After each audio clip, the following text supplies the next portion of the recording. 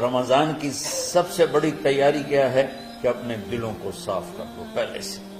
شعبان کی سب سے بڑی تیاری کیا ہے کہ اپنے دلوں کو صاف کر لو. جس دل میں نفرت ہو، بغض ہو، کسی کے لیے غصہ ہو، کسی کے لیے کیا کیا جذبے ہوں، دل صاف کرنا.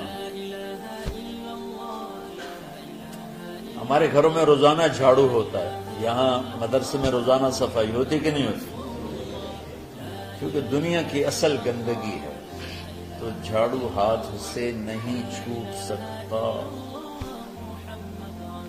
حرم شریف میں دیکھا کیسے چاروں طرف خدام پھر رہے ہوتے ہیں برش لے کر، تو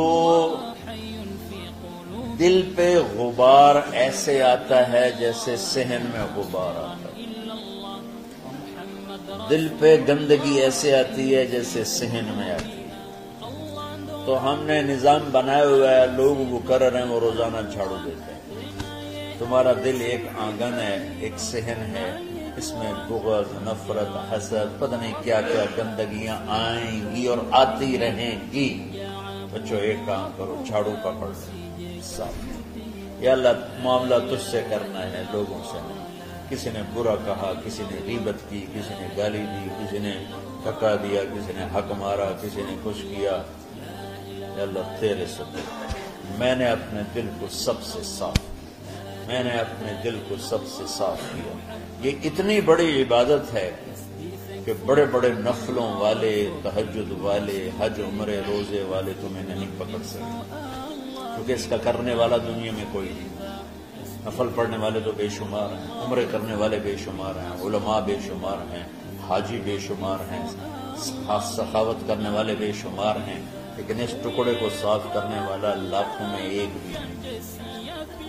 مشکل کام آپ یہ سیکھیں، صاف صاف صاف.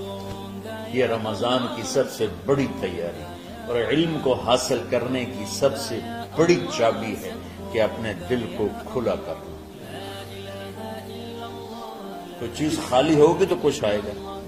جس دل میں بغض بھرا ہو، نفرت بھری ہو، حسد بھرا ہو، کینہ بھرا ہو، اس میں خاک آئے، اس میں تو علم کی ایک کرن بھی نہیں آئے. زبان سے چاہے جتنے مرضی موتی بکھیرے، دل اس کا اندھا ہوگا. لا تعمل الابصار ولكن تعمل القلوب التي في الصدور. یہ آنکھوں سے اندھے نہیں، دل سے اندھے ہیں. بچوں اپنے دل کو صاف کرنا. تو بچوں دنیا میں جنتی بننا ہے اور علم اللہ سے لینا ہے تو اسے صاف کرو.